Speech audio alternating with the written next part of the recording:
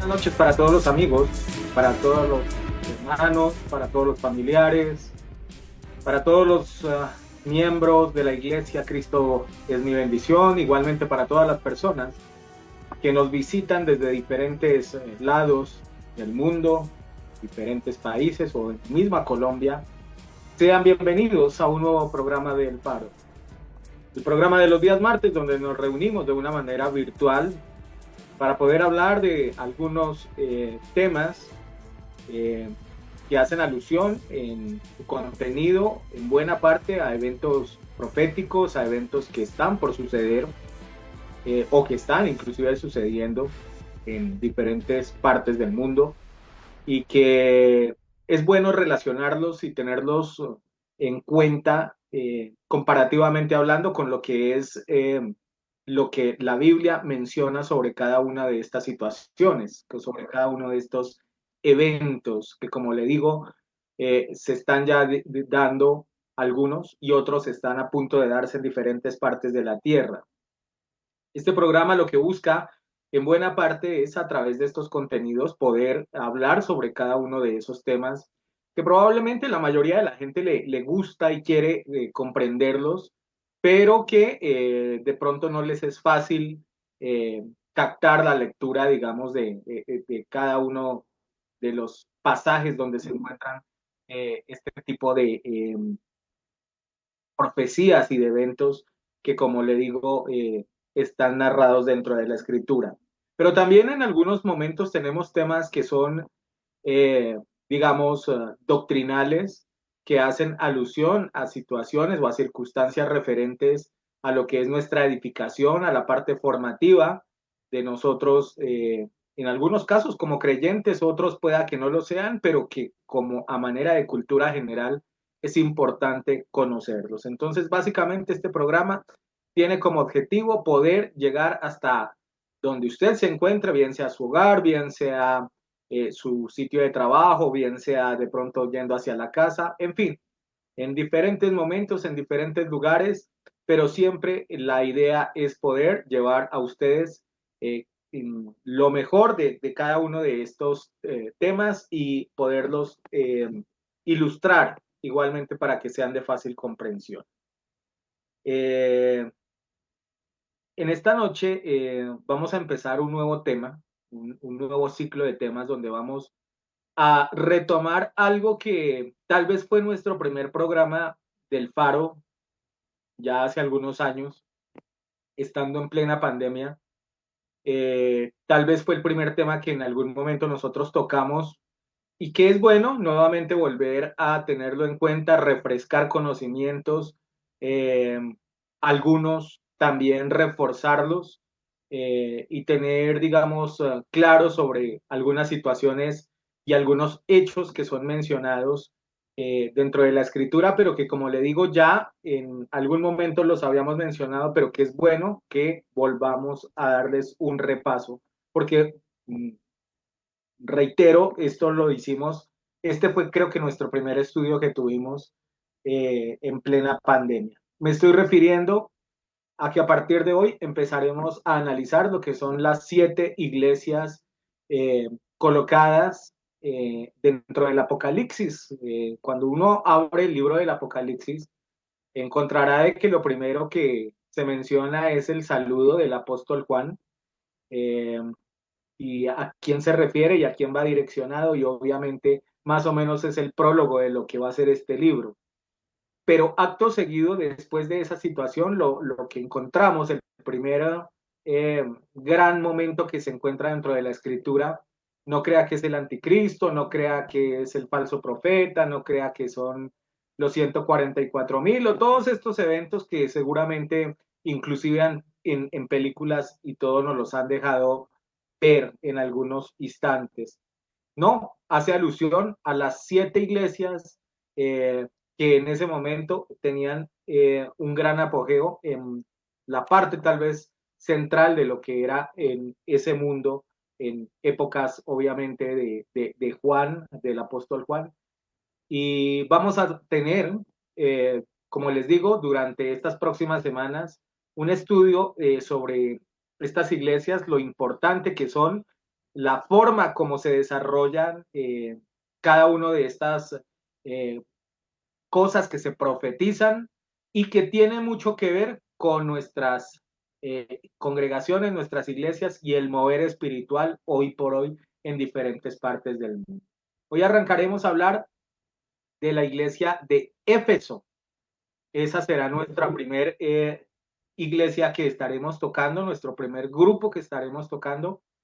Pero antes de empezar a analizarlo, quiero en este momento saludar al copastor, quien en esta noche me estará acompañando para poder desarrollar lo que es este tema, que como le digo es bien, pero bien interesante y sobre todo muy ilustrativo sobre lo que es la congregación como tal. Así de que, bienvenido copastor en esta noche, bienvenido a un nuevo capítulo del Faro. Muchas gracias para todos, Dios les bendiga, a usted, pastor, a nuestros hermanos, a nuestro hermano Exxon igualmente, que nos suele acompañar, hoy no está, pero él seguramente estará en los siguientes programas con nosotros, dándonos sus opiniones, y no solamente sus opiniones, sino el conocimiento, la sabiduría que él tiene. Bien, el pastor está mencionando acerca, ¿no?, del hecho de los diferentes fenómenos que se están dando en la tierra, ¿no? Eh, Nosotros hemos visto a través de las noticias, ¿no? Fuertes aguaceros en Argentina, en Paraguay, incluso en Rusia. Vimos un fenómeno tan extraño, ¿no?, que pasó en España no hace mucho tiempo, no hace muchos días. Hemos visto cómo el clima en Australia, ¿no? Y creo que incluso también en Paraguay, unas granizadas tremendas, ¿no? Granizos gigantescos, como una pelota de tenis, grandísimos realmente, que golpeaban. Aquí en Colombia también hubo lugares donde cayeron unas granizadas terribles. Si vamos a mirar allá en África, imagínense en el desierto donde nunca llueve, supuestamente cayó una tempestad allí tan fuerte, ¿no? Que hasta nieve y todo se produjo. Y son fenómenos extrañísimos. Aquí en Colombia hay algunos volcanes que de repente han empezado por ahí a echar fuego, a echar fumarolas. Escuchaba el otro día, eso hace un par de días, si no estoy mal, justamente conmemorando de que creo que son 30 años de una tragedia que ocurrió aquí muy cerquita de donde nosotros vivimos, de donde originamos este programa, un pueblo que se llamaba Armero, quedó sepultado completamente. 20.000, 30.000 personas quedaron sepultadas cuando uno de estos volcanes que está en un nevado se deshieló y produjo esa gran tragedia. Un pueblo quedó tapado completamente. Y escuchaba que ahí muy cerca hay un nevado o un volcán nuevamente que ya está teniendo algunos indicios, ¿no?, de que puede provocar alguna tragedia porque los movimientos telúricos se han sentido. Y escuchaba a una de estas personas que de la geofísica que conocen esto sobre la Tierra, que decían que ese volcán generalmente cada 800 años tiene una erupción. La Tierra, aunque no crea, tienen ciclos, ¿no?, que van haciéndose. Y ese volcán dicen que cada 800 años más o menos tiene ciertas erupciones. Y está en el tiempo en que ocurran ese tipo de erupciones. Entonces él estaba preveyendo, ¿no?, que tal vez en un tiempo no muy lejano de pronto vayamos a tener una tragedia gravísima como la que pasó con Armero, porque ahí mencionó, hay como 10 pueblos alrededor de ese volcán. La gente ha construido alrededor, ¿no? No ha tenido conciencia de lo que puede pasar en un futuro y eso puede traer una tragedia. Entonces el tiempo está realmente enloquecido totalmente con lo que está pasando. Hoy nosotros hemos sido afectados por esa situación. Hemos salido un poco tarde. Yo no me había percatado, hasta hace un momento me avisaron de que la señal del internet aquí estaba caída, que dentro del hogar no había la señal de internet. No me había percatado, estaba trabajando en otras cosas. Resulta que en la tarde, aquí en Bogotá, están cayendo unos aguaceros terribles. Aquí cayó una descarga como a las 3 de la tarde, 2 de la tarde, quizá, fuertísima, ¿no? Y eso se fue, el fluido eléctrico totalmente se apagó, todo fue tremendo. Y seguramente el internet se vio afectado. Por eso no estábamos saliendo a la hora habitual, porque se vio afectado, ya les digo. no me había dado cuenta que esto no había señal, pero ya estamos con ustedes. Pero eso, pastor, mire, me lleva a pensar en una situación. Mire que hoy en día estamos todos pegados a esta cuestión del Internet. Vivimos con el 5G, con el 6G. Hoy vivimos en la era del Internet. Estamos creando automóviles que se van a manejar por GPS. Seguramente tendremos aviones. Seguramente todo el transporte se hará así. Hoy la medicina está basada en esa. Hoy todo está basado en lo que es el Internet, incluso nuestros servicios dentro de nuestro hogar. No podemos tener una conexión, digamos, en nuestro celular donde vivimos, algunos trabajando, otros en el disfrute, lo que sea, vivimos conectados a eso, ¿no? Todo viaja a través del Internet y nos estamos pegando demasiado, o sea, el mundo está siendo dependiente del Internet. Pensando en esa situación de hoy que hubo un corte, digamos, por una descarga eléctrica, recordemos que hay fenómenos dentro del Sol que se pueden dar grandísimos y esos pueden afectar toda la capa de la Tierra. Algunos han dicho, algunos que conocen de esto, ¿no? Han dicho que si se llegase a afectar demasiado la Tierra, el campo electromagnético, todo eso del GPS dejaría de funcionar. Y entonces yo me ponía a pensar esa situación, ¿no? ¿Qué tal dejara de funcionar en un momento de estos todo el Internet en el mundo entero? ¿Se imaginan la colisión de carros? ¿Se imaginan los aviones cómo andarían? ¿Se imaginan la medicina en los hospitales, cómo harían una operación o algo? Si hoy se viaja es a través de eso, ¿no? Se hacen operaciones así. Los bancos, las entidades gubernamentales, hasta el armamento, dirá uno, de pronto lo tienen conectado a una red de Wi-Fi. ¿Se imaginan cómo sería el caos en este mundo tan terrible? Pues esas son cosas para pensar. Bienvenidos, vamos a hablar entonces de las 7 iglesias a partir de este momento. Empezaremos con Éfeso. Siga, pastor. Sí, definitivamente estamos en un mundo colapsado por diferentes aspectos. Eh, ¿Quién iba a creer de que nosotros nos iba a corresponder tal vez la generación más difícil en algunos sentidos, sobre todo por los aspectos que son mencionados como los últimos tiempos, ¿no?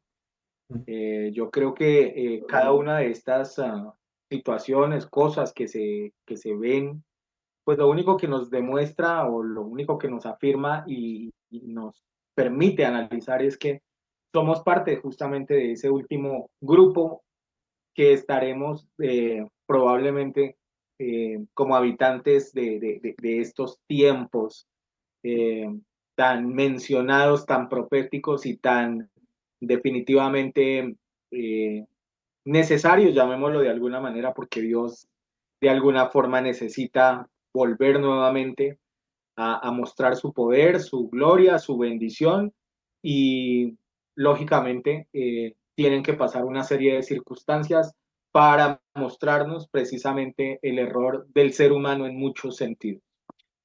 Bien, vamos a ir entonces ahora sí a la escritura, vamos a profundizar lo que es este tema de Éfeso y obviamente tenemos que irnos al libro del Apocalipsis, al capítulo 2, verso 1 en adelante. Hoy quiero que utilicemos la versión TLA o la traducción lenguaje actual, como a usted le guste más, como le, le parezca más chévere de entender. Entonces, vamos a utilizar la versión traducción lenguaje actual y como le digo, vamos a ir al libro del Apocalipsis, capítulo 2 verso 1 hasta el verso 7. La escritura nos dice de la siguiente manera: escribe al ángel de la iglesia de Éfeso. Yo sostengo las 7 estrellas en mi mano derecha y camino entre los 7 candelabros de oro. Pon atención a lo que te voy a decir. Estoy enterado de todo lo que haces y sé que por obedecerme has tenido muchas dificultades. También sé que has soportado con mucha paciencia y que rechazas a los malvados. Has puesto a prueba a los que no son apóstoles, pero dicen serlo, y has demostrado que son unos mentirosos. Verso 3. Has sido paciente y por obedecerme has sufrido mucho, pero aún así no te has cansado de obedecerme. Verso 4. Sin embargo, hay algo que no me gusta de ti, y es que ya no me amas tanto como me amabas cuando te hiciste cristiano. Por eso, acuérdate de cómo eras antes y vuelve a obedecer a Dios.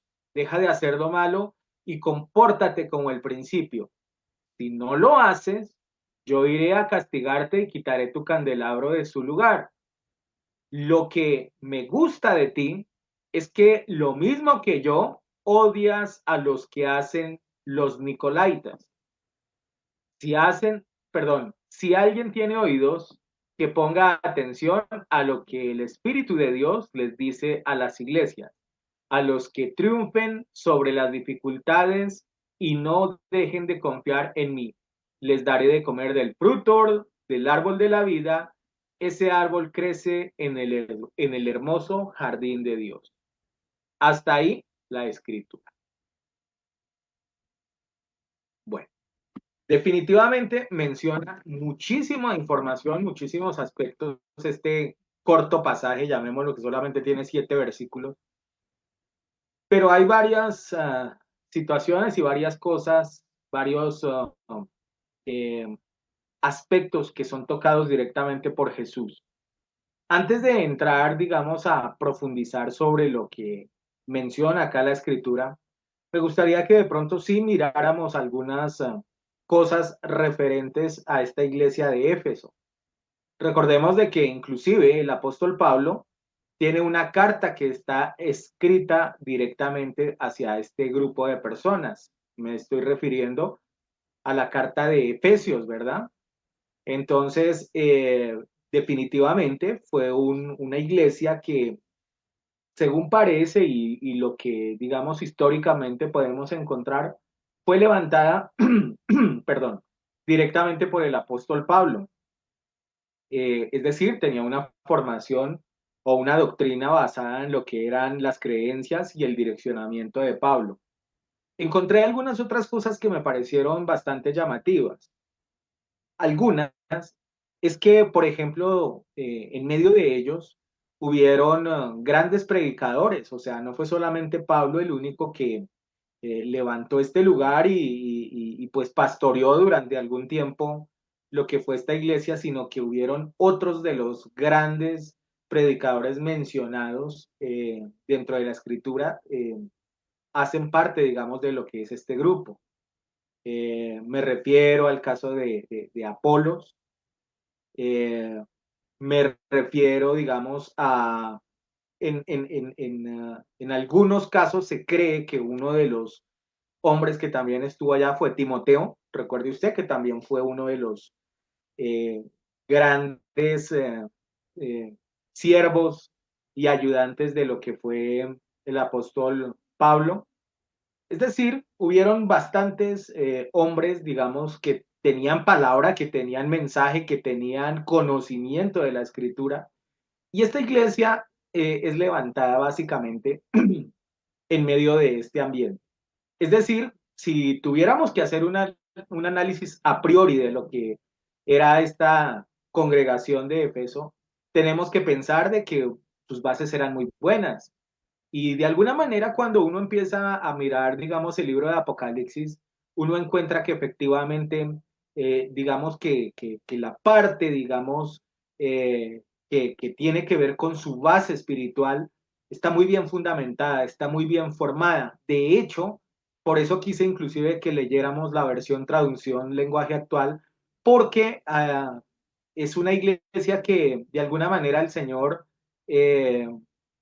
la califica de buena, la califica de una buena normatividad, llamémoslo en la parte doctrinal, pero que tiene sí un defecto y que seguramente en algún momento lo vamos a analizar con más despacio, pero como le digo, por el momento quiero que nos centremos en algunas otras situaciones. También quiero que usted tenga en cuenta que esta era una de las ciudades más grandes del Asia, no era la central, no era la ciudad, digamos, capital, llamémoslo de alguna manera en esa época de esta zona de Asia, pero sí era la segunda ciudad más importante que existía en esta época. Recordemos de que estaba, lo mencioné hace algunos instantes, ubicada en Asia y parece ser que más exactamente estaba como por la zona de que hoy conoceríamos de Turquía. Entonces, para que de pronto vayamos teniendo una ilustración así a manera general de lo que era esta iglesia de Éfeso o de Efesios, como la encontramos dentro de la escritura. Pero quiero ir con usted, copastor, para que sigamos analizando otros aspectos. Déjeme profundizar en el lugar donde se estaba ahí, Éfeso. Les he puesto allí un mapa para que nosotros nos ubiquemos dónde estaba esa región de Éfeso. Eso estaba en Turquía. Toda la zona de Turquía que ustedes ven allí era la zona donde no solamente estaba Éfeso, recuerden que ahí estaba Corinto, estaba Colosia. Era una región donde habían varios de hecho, las 7 iglesias estaban conjugadas casi sobre el mismo sector. Eso estaba ahí muy cerquitica de lo que era Grecia, porque Grecia era el imperio que estaba dominando, aunque Roma por este tiempo era el imperio que estaba sobre Grecia, ¿no? Recordemos que los griegos habían tenido un fuerte imperio, pero de todos modos la cultura de ellos seguía manifiesta en muchas regiones de esa. Entonces ahí vemos que Italia está muy cerquita, la bota italiana, España está mucho más acá, y un poco alejadito estaba lo que era Israel. Ahí en esa zona se encontraba entonces lo que podemos llamar que era Éfeso, entonces en esa parte.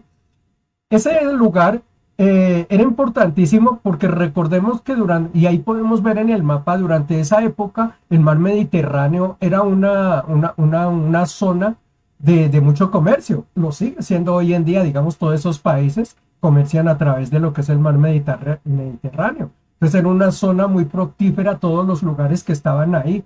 Como todo se hacía en barco, en ese tiempo pues era el medio más asequible que existía y por el cual ellos podían viajar. Obviamente todas las ciudades que eran costeras tenían un gran valor. Éfeso era una de las ciudades que era costera. Entonces por eso era una ciudad que en ese tiempo era muy visitada. Realmente, como lo menciona el pastor, era la segunda ciudad más importante de todo ese lugar en Turquía. Una ciudad muy grande. Tenía cosas importantísimas que ya más adelante de pronto mencionaremos porque a ello nos tenemos que referir cuando hablemos, ¿no?, de las cosas que creían esas personas que vivían en Éfeso. Tenían una creencia, ya les digo, arraigada dentro del mundo de los griegos. Existía una diosa que se llamaba la diosa Diana o Artemisa, en algunos lugares se puede mencionar.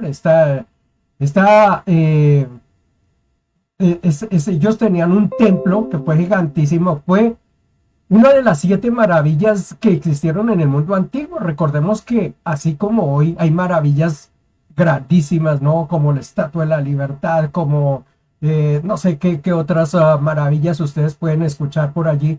En el tiempo antiguo habían 7 maravillas que eran impresionantes. Estaba el Coloso de Rodas, los jardines colgantes de Babilonia, habían 7 monumentos que fueron realmente extraordinarios para el tiempo.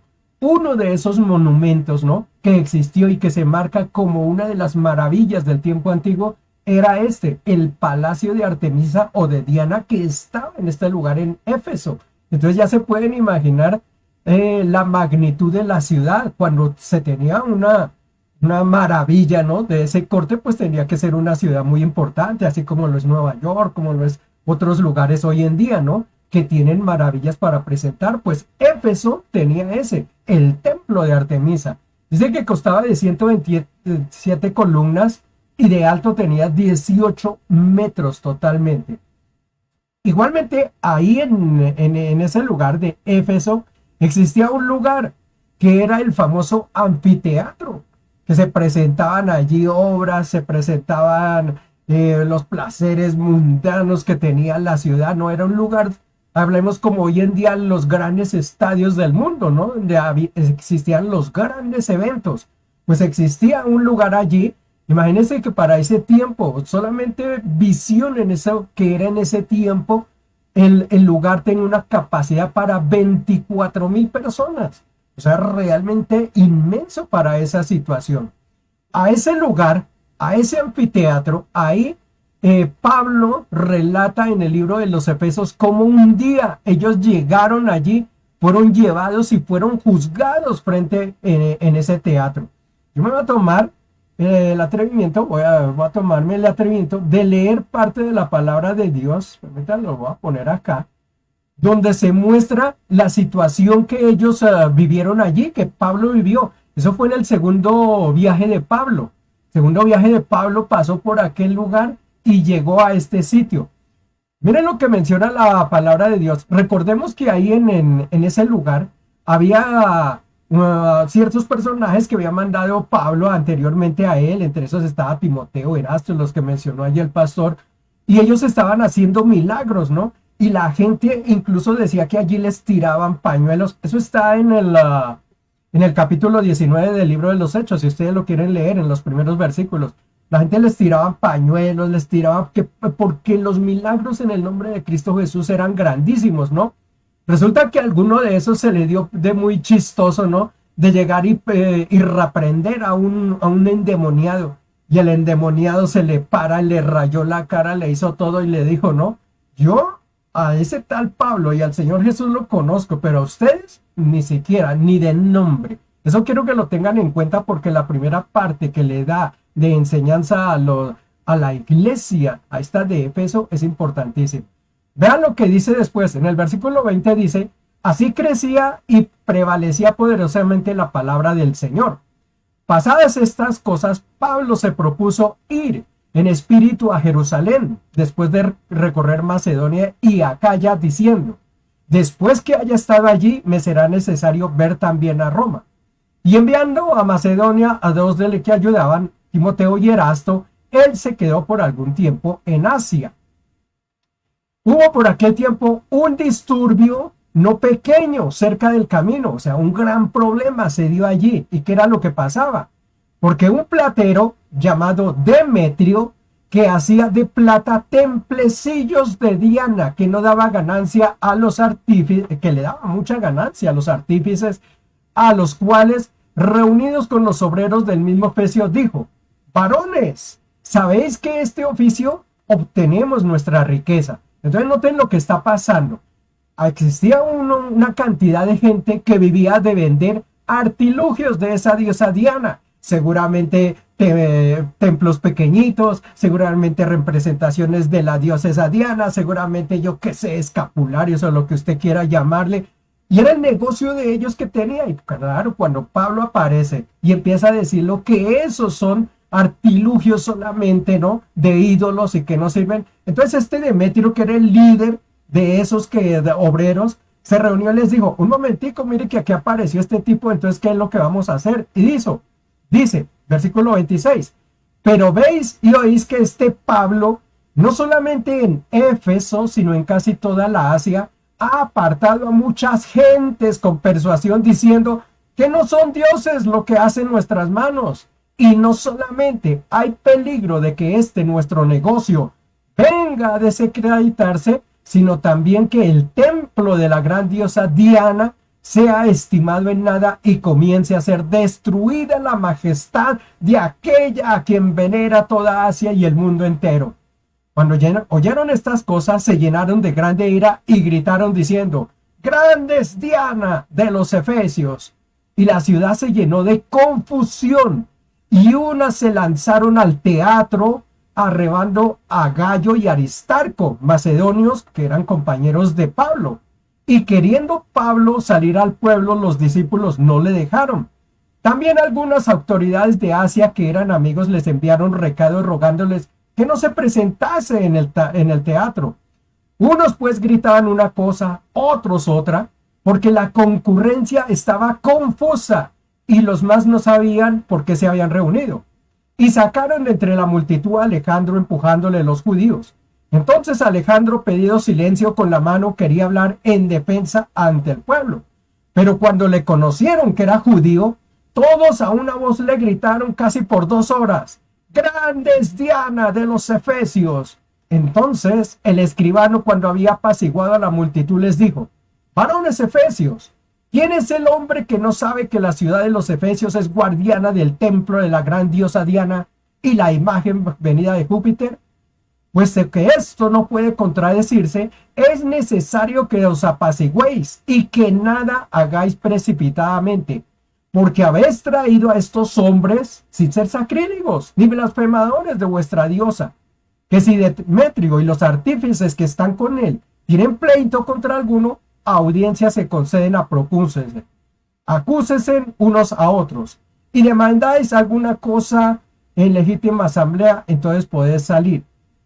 Entonces démonos cuenta cuál es la situación que se presentó en Efeso. En ese templo que les mostraba ahí, en ese anfiteatro, en ese lugar Efeso, fue donde cogieron a Pablo, a estos otros apóstoles, a otros hombres de Dios y los juzgaron.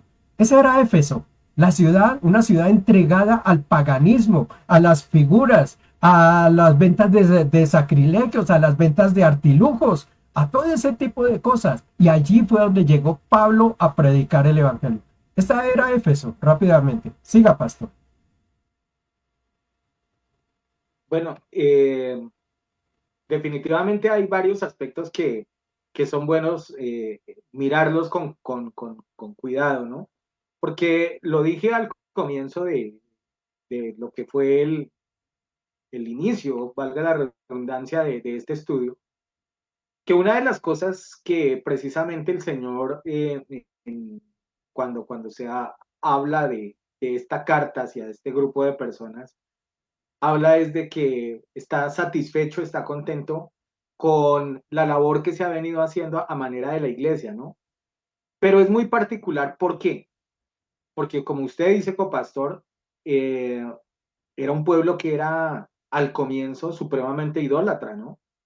Eh, Uno se va a la parte histórica y obviamente lo que mencionan los mismos relatos de la Biblia, y era un pueblo que definitivamente para ellos, digamos, el tema de la idolatría era como algo de lo más arraigado, digamos, dentro de este grupo de personas, ¿no? Ahora, pensando en esta situación en que era la segunda ciudad, digamos, en ese momento, en importancia, por cuestiones comerciales, por su ubicación, por la densidad demográfica que tenía y por cada una de las cosas que ya incluso usted, copastor, ha mencionado, pues digamos que servía de alguna manera de puente también para que otros pueblos cercanos, para que otras ciudades también pues entraran en estas prácticas de dioses paganos, ¿no? Efectivamente, como usted lo dice, el personaje central, digamos, para ellos era el templo de la diosa Diana y obviamente la diosa Diana como tal, ¿no? Era como su diosa más importante por encima de cualquier cosa y, y era como entrar, digamos, a combatir, digamos, con esa situación, entrar como a ese forcejeo, llamémoslo así, doctrinalmente hablando. Y mire cómo de todos modos Pablo logra instaurar, digamos, unas bases que para mí son fundamentales e importantes, reitero, en lo que se menciona dentro del libro del Apocalipsis. Mire que, por ejemplo, vayamos allá al libro de Apocalipsis en el capítulo 2 verso 2 para que usted mismo se dé cuenta. La traducción lenguaje actual que fue con la que arrancamos este programa. Capítulo 2 verso 2 del libro del Apocalipsis. Mire lo que dice.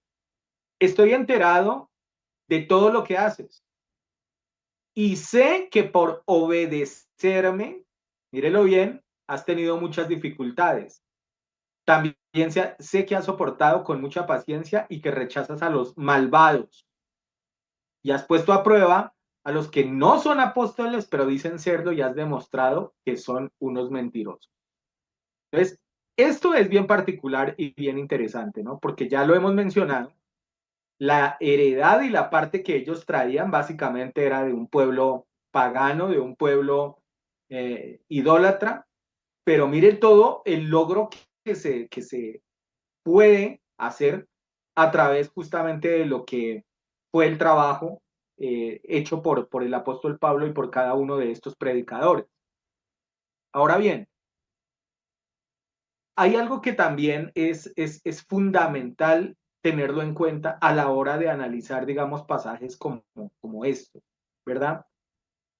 ¿Qué tanto impacto, digamos, tenían iglesias como estas en diferentes partes y particularmente, por ejemplo, en el caso de Israel, ¿no? Porque mire que no eran solamente esas únicas iglesias, habían más. Pero ¿por qué el Señor elige esas 7?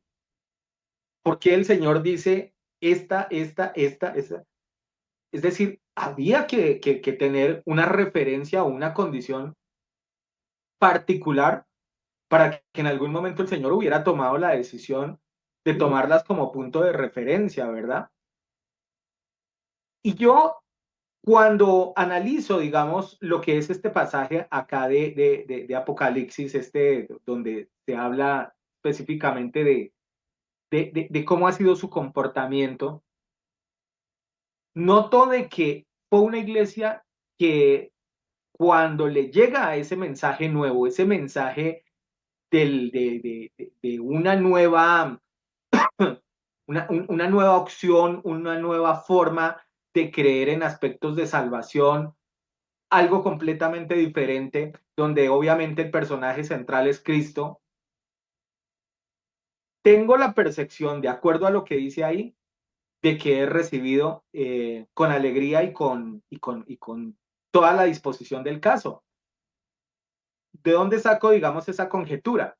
Pues obviamente, en el caso, por ejemplo, del mismo Señor, cuando Él menciona, he visto todo lo que haces y he visto tu esfuerzo y he visto que lo que haces lo haces bien. Es decir, que cuando llegó el Evangelio y tocó la puerta de esa iglesia, fue bien recibido, a pesar de las situaciones que probablemente se habían dado anteriormente. Ahora, hay otras cosas que también me parece que es necesario tenerlas en cuenta.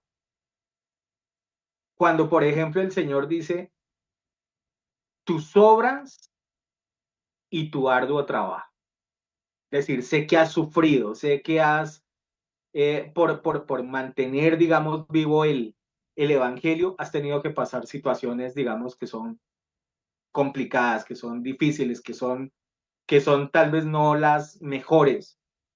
Eh, Tengo la percepción de que lo mismo, hay un momento en el cual probablemente, por ejemplo, el hecho de ser esa iglesia que recibe con aprecio, digamos, lo que es el mensaje traído por Pablo y por cada uno de estos hombres, causó un efecto, digamos, paralelo probablemente con otras ciudades con las que seguramente tenían algún tipo de vínculo. Y es más, eh, empiezan seguramente a tener conflictos, a tener pruebas, a tener momentos tal vez complejos, tal vez complicados, tal vez de alguna manera eh, difíciles de manejar. Recordemos de que justamente esta es una de las circunstancias o situaciones que justamente está mencionando el apóstol Juan para ilustrarnos a través, obviamente, de este pasaje, la situación, cómo se estaba dando y cómo la estaba viendo Jesús en un determinado momento. Pero también hay algo que desde ya lo quiero dejar ahí, aunque sé que vamos a analizarlo con más profundidad, no sé si en este próximo segmento o la próxima semana, pero desde ya quiero dejar algo ahí en el tintero para que lo tengamos en cuenta. ¿Qué causó de que el primer amor en esta iglesia se perdiera?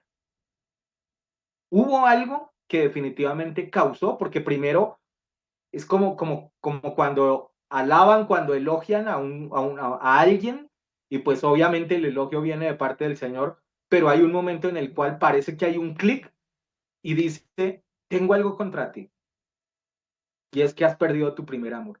¿Qué causó de que ese primer amor se perdiera? Así pienso como en el caso de una pareja, ¿no?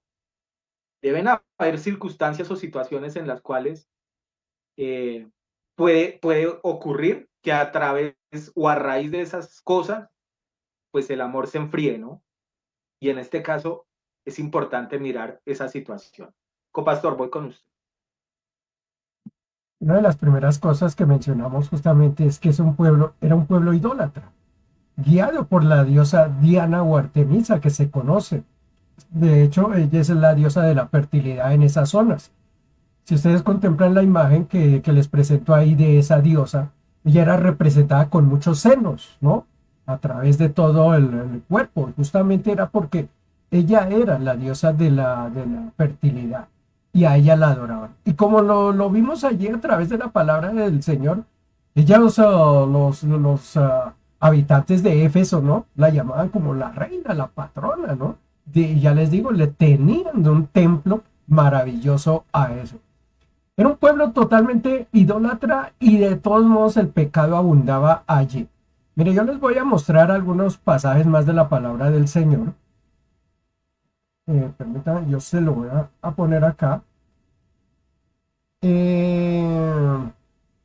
Aquí, bueno, cojamos desde el 19:11, dice, así continuó, esto está hablando de Pablo, por espacio de 2 años, de manera que todos los que habitaban en Asia, judíos y griegos, oyeron la palabra del Señor, y hacía Dios milagros extraordinarios por mano de Pablo, de tal manera que aún llevaban a los enfermos los paños o delantales de su cuerpo, y las enfermedades se iban de ellos, y los espíritus malos salían. Pero algunos de los judíos exorcistas ambulantes intentaron invocar el nombre del Señor Jesús sobre los que tenían espíritus malos, diciendo, os conjuro por Jesús, el que predica Pablo. Y habían 7 hijos de Után Leva judío, jefe de los sacerdotes, que hacían esto. Y aquí es donde menciona, ¿no?, que fueron a tratar de sacar un espíritu y el espíritu les saltó encima y los agarró. Entonces, den cuenta, era una ciudad llena de gente que no solamente era marrullera, sino que embustera, ¿no? Y trató de incluso de tomar las cosas que hacía Pablo de ese nombre. Pensaron que nombrar el nombre de Jesús era algo milagroso, ¿no? Que ellos lo podían hacer en cualquier forma y entonces ocurrían los milagros como lo hacía Pablo. Pues se dan cuenta que eso no. ¿Qué pasó ante esa situación? Dice, y el hombre en quien estaba el espíritu malo saltando sobre ellos y dominándolos pudo más que ellos, de manera que huyeron de aquella casa desnudos y heridos. Y esto fue notorio a todos los que habitaban en Éfeso, así judíos como griegos. Y entonces tuvieron temor todos ellos, y era magnificado el nombre del Señor. Y muchos de los que habían creído venían confesando y dando cuenta de sus hechos. Asimismo, muchos de los que habían practicado la magia trajeron los libros y los quemaron delante de todos. Y hecha la cuenta, su precio del precio hallaron que era como 50,000 piezas de plata. Así crecía y prevalecía poderosamente la palabra del Señor. 2 hechos que se muestran allí. 1, cómo la palabra del Señor estaba siendo ya, estaba adentrando dentro de los corazones de aquellas personas que eran idólatras. Y 2, podemos entonces darnos cuenta que era Éfeso. Éfeso era una ciudad no solamente idólatra, sino ahí dice, llena de pecado, llena de hechicería, llena de magia. Vivían arraigados a ese tipo de cosas. Vean la ciudad cómo estaba contaminada, ¿no? Esa era Éfeso. Entonces no era una ciudad que digamos era la ciudad santa, era la ciudad gloriosa. Aunque, como dice el pastor, Éfeso no fue así en un principio. Eso tiene unas connotaciones distintas. Igual voy a decir lo mismo que el pastor. De pronto, el próximo capítulo vamos a hablar qué era Éfeso en un principio. Esto lo estoy mostrando es cuando Pablo pasa por allí en su segunda pasada y encuentra a Éfeso. Y yo quiero remarcar eso porque en la Biblia la primera iglesia que toma y en el Apocalipsis, ¿no?, dice que o va en contra de las cosas que hace Éfeso. Pues para saber por qué el Señor está en contra de las cosas que hace Éfeso, tenemos que saber qué hacía Éfeso. Y una de las grandes cosas, la idolatría, la hechicería, el espiritismo que existía allí, ¿no? Entregados todos a ellos. Dese cuenta, no sé por qué hay un mundo, y por eso es el llamado del Señor, ¿no?, a nuestro mundo, de que aún existen ese mismo de cosas. Esa Éfeso parece que sigue arraigada en muchos corazones, ¿no? No se ha apartado, sigue igualmente viviendo en muchos lugares. Entonces Éfeso no es solamente la ciudad allá lejana la que, o la iglesia a la cual un día se le habló, sino que hoy esa iglesia sigue subsistiendo en los corazones de muchas personas que siguen arraigados en Éfeso. Siga, pastor.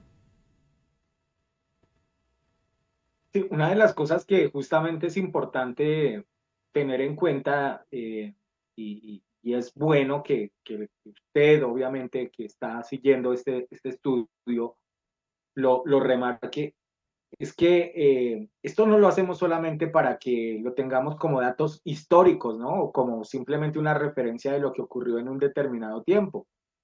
Recuerde que yo al comienzo dije que muchos de estos aspectos son eminentemente proféticos, es decir, que volverán nuevamente a ocurrir o se habrán dado en diferentes partes del mundo. Pues bien, en el caso particular de las iglesias, pues así como lo dice el copastor, definitivamente, van a haber congregaciones, van a haber sitios, van a haber iglesias que van a tener más o menos este tipo de comportamiento como el que justamente encontramos en esta iglesia de Efeso, y por eso es que es fundamental estudios como estos tenerlos como punto de referencia, porque si usted se da cuenta, parecería como ilógico que en un libro como Apocalipsis, que habla específicamente de eventos futuristas en su gran mayoría, eh, esté haciendo alusión de algo que supuestamente ya había transcurrido o se había quedado por allá, digamos, ya hacía varios años de justamente lo que había sido el ministerio de los apóstoles encabezado, en este caso, por Pablo. Pero justamente hay un par de detalles que quiero que no los pasemos así por encimita, ya haciendo alusión a lo que es este capítulo 2 de Apocalipsis.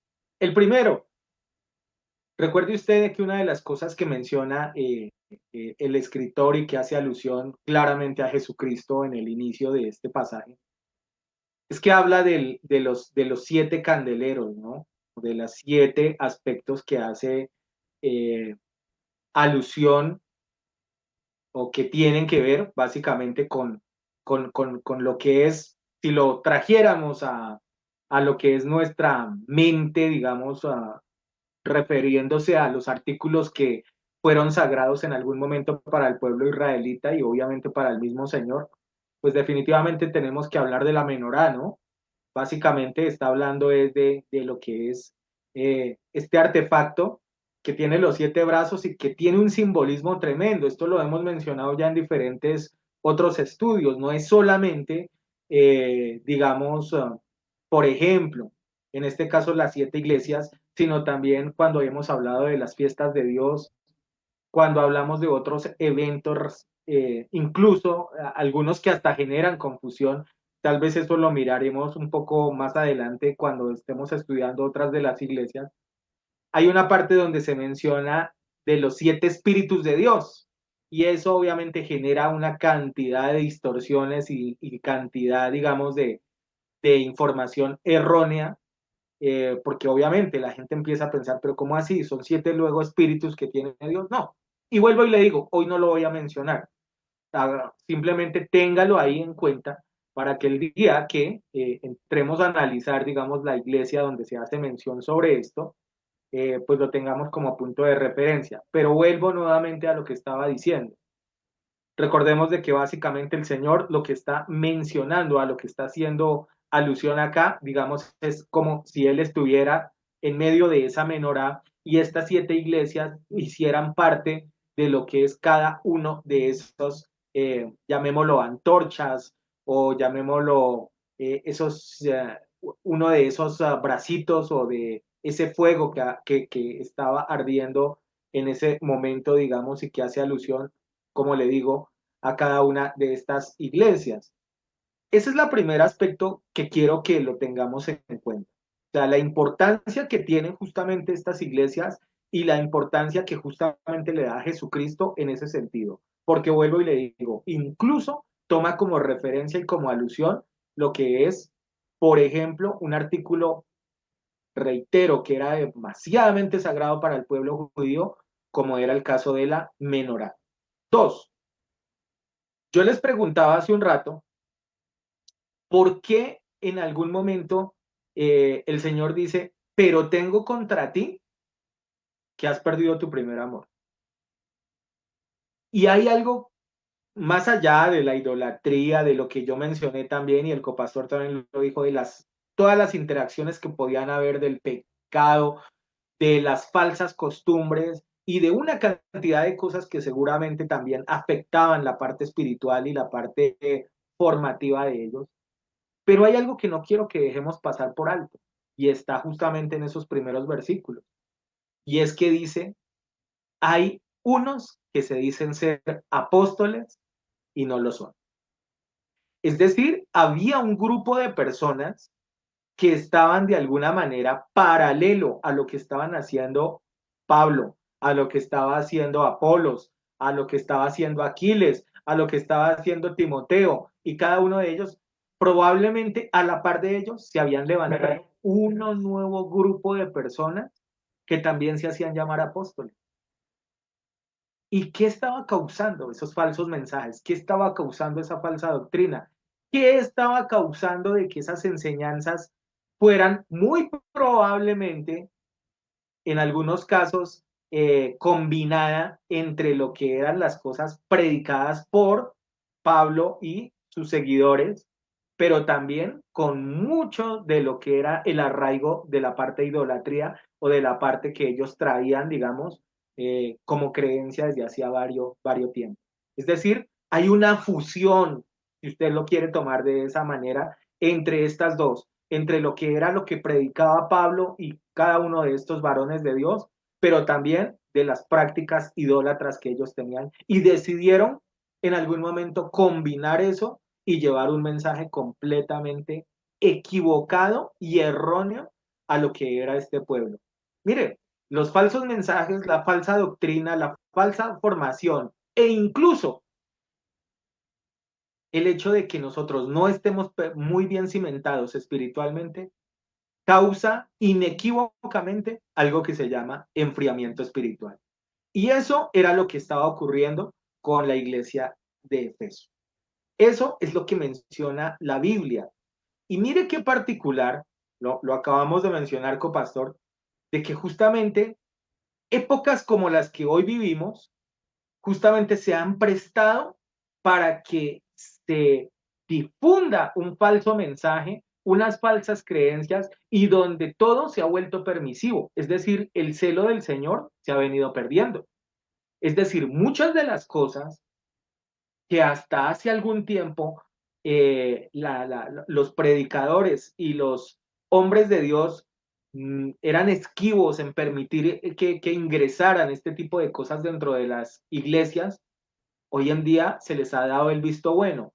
Producto de eso es que hoy en día usted ve grandes congregaciones en número, en cantidad de personas, pero la parte doctrinal patina demasiado y tiene demasiados huecos. Y justamente eso es algo que causó en algún determinado momento de que hubiera un enfriamiento espiritual en lo que es la iglesia de Efeso. Pero como le digo, lo particular es que hoy en día se está volviendo a repetir esa situación. Copastor. Sí, no es un detalle menor lo que menciona allí, en comenzar justamente la escritura hacia las 7 iglesias, ¿no? Que el Señor diga eso, yo soy el que estoy en medio de los candelabros de oro, ¿no? Quizá de pronto, incluso hasta nosotros también inconscientemente, miren, nos centramos primero a hablar de Efeso y quién era Efeso y esto, pero nos olvidamos que ahí, en el encabezado, hay un pequeño segmento, ¿no? Un versículo allí que nos habla de algo muy importante, y es quién era la persona que estaba allí en ese momento, ¿no? Y dónde estaba. Entonces sí es de prestarle mucha atención a qué se refiere en eso, por qué tiene mucha incidencia que ese personaje, ¿no? Que está en los 7, en medio, en el camino de los 7 candelabros de oro, es el que está diciendo estas cosas.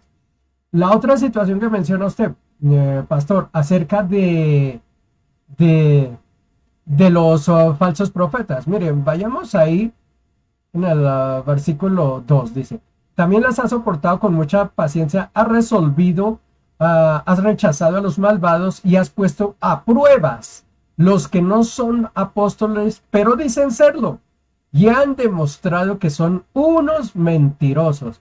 Es lo que dice la palabra del Señor allí. A ver, como digamos que en ese tiempo no existía lo que era el papa, lo que era, bueno, el jefe jerárquico que ustedes quieran dentro de las congregaciones. El máximo jerarca que existía era el apóstol, era el que imponía las cosas dentro de la iglesia, era el que mandaba, ordenaba, ¿no? ¿Y qué pasaba si un apóstol de eso se desviaba o ponía cosas que estaban en contra? Pues obviamente toda la congregación se iba a perder.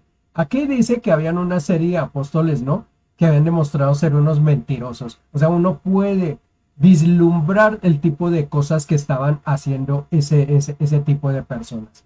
Y hay una palabra que dice ahí, dice, has puesto a prueba, ¿no? Has puesto a prueba. Y en el principio, si nosotros miramos, dice, estoy enterado de todo lo que haces. Nosotros pensamos que Dios lo ignora, ¿no? Que Dios no tiene conocimiento de muchas cosas, que porque si nosotros estamos en un lugar distante, o que si hacemos incluso a veces cosas individuales, aquí solitarias, de pronto escondidas, el Señor no se da cuenta y resulta que no. Él lo conoce todo, se da cuenta todo lo que está pasando. Lo que le está diciendo ahí a la iglesia de Efeso, ni se esconda, ni traten de ocultarse, dice, porque yo estoy enterado qué es lo que están haciendo. Y en más, estoy poniendo a prueba si son o no son los verdaderos apóstoles. No me voy a extender, porque tengo que hablar algo más de los apóstoles. ¿Cómo yo sé, cómo conozco quién es un buen apóstol y cómo nos damos cuenta que es un verdadero hijo de Dios, es un enviado de Dios? Eso yo creo que lo vamos a tocar la próxima semana, porque ese es un tema muy importante. Saber cuáles son. Mire que la mayor importancia que da en esta iglesia y de donde parten todas las dificultades es desde el apostolado. Entonces por eso hay que prestarle mucha atención a las iglesias donde el apostolado está. No quiero decir con esto que los apóstoles no son del Señor, porque Él lo dice allá, ¿no? A algunos nos ha puesto maestros, a otros apóstoles, a otros evangelistas, a una serie. Entonces el Señor los ha elegido. Pero ¿cómo yo conozco un buen apóstol? ¿Cómo yo sé que existe un buen apóstol? Eso dejémoslo para la semana entrante, nos extendemos un poquito en aquella cosa, porque ya le digo, esta fue la piedra de tropiezo en esta iglesia de Efeso. Entonces hay que prestarle mucha atención a eso. Pastor. Así es. Hoy, básicamente, algo de lo que buscábamos o algo de lo que se pretendía es básicamente hacer un esbozo de más o menos de qué se trataba o quién era esa ciudad de peso, quién era este grupo de personas. Obviamente ya hemos entrado a analizar, digamos, lo que es ya este texto, esta carta referente, digamos, específicamente hacia esta iglesia. Eh, pero como usted lo dice, copastor, hay varias cosas que se nos están quedando ahí en el tintero que obviamente hoy el tiempo no nos va a dar para analizarlas y que no quiero que las pasemos por alto. Por ejemplo, eso de la doctrina de los Nicolaitas y demás, es importante que nosotros lo tengamos en cuenta y a qué hará alusión este tipo de cosas. Pero vuelvo y digo, el punto clave acá dentro de esta iglesia es que si usted se da cuenta y usted hace un análisis rapidito, digamos, de lo que está dentro de esta escritura, usted va a encontrar que aparentemente es una iglesia que está bien. Aparentemente pareciera incluso que Dios dijera, oiga, sí, este es mi seguidores, este es mi amada, este es mi... Pero si usted se da cuenta, había un problema profundo y era justamente de que ese primer amor se había perdido. Pero vuelvo y digo, es fundamental entender en un determinado momento por qué una persona y por qué en este caso una iglesia completa termina enfriándose. Son aspectos que definitivamente son necesarios de analizar, de profundizar, de verlos. Y en esta noche, pues obviamente hemos mencionado algunas cosas que definitivamente han afectado, como el caso no dicho por nosotros, lo dice la misma palabra del Señor, esos que se han declarado o han dicho ser apóstoles y lo que han causado es justamente un desvío, un error y de que precisamente regresen a cosas que no eran justamente la que en algún momento Pablo había dejado como base en la parte doctrinal. Pero yo creo que vamos a dejar hasta ahí, ya el tiempo ha transcurrido, hoy ya empezamos un poquito tarde, pero la idea es que básicamente usted también pueda compartir con sus seres queridos y tener un buen descanso. Así de que vamos a dejar hasta este punto y hora lo que es esta enseñanza en esta noche y la próxima semana hablaremos de la parte de los apóstoles, hablaremos de la parte de la doctrina nicolaita y hablaremos justamente por qué en un determinado momento el Señor dice, si usted no le pone como importancia a lo que les estoy diciendo, me voy a ver en la penosa necesidad de cortarlos, inclusive de esos candelabros donde estaba la iglesia. Pero esos son tres aspectos que son muy fundamentales, pero que seguramente los miraremos con más detalle y con más tiempo la próxima semana. Copastor, ¿algo más para antes de irnos? No, desear a todas las personas una feliz noche, una semana muy tranquila, bendecida en el nombre del Señor. Y los esperamos la semana entrante. Miren que estos temas son muy importantes, es porque nos abren los ojos al conocimiento, ¿no? De qué es lo que al Señor le disgusta dentro de las iglesias. Está dirigido directamente a eso, es a las iglesias. No está dirigido a una persona inconversa, no está dirigida a cualquier parroquiano de la calle, está dirigido es a las iglesias, lo que nosotros hacemos dentro de nuestros grupos y saber, uno entonces tener la sabiduría, mirar los ojos, con los ojos bien abiertos, mirar dónde estamos y qué estamos haciendo. Así que Dios les bendiga, nos vemos la semana entrante. Sí, igualmente de mi parte, gracias por compartir este tipo de contenidos, sobre todo por atesorar, digamos, cada uno de estos mensajes. Vuelvo y lo reitero por enésima vez. Este fue tal vez el primer estudio que tuvimos de recién que se inauguró de este programa del paro, los días martes en plena época de pandemia.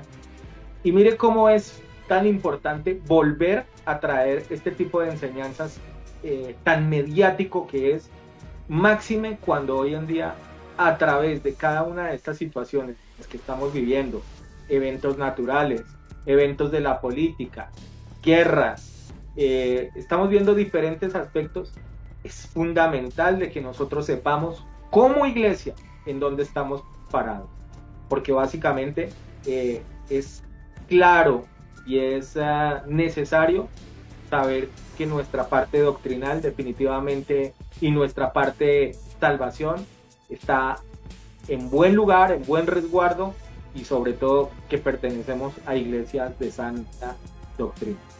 De mi parte, una feliz noche para cada uno de ustedes. Nos reencontraremos la próxima semana en un nuevo capítulo del Faro, si es que el Señor no ha venido por su iglesia o si Él no nos ha llamado a su presencia. Bendiciones para cada uno de ustedes.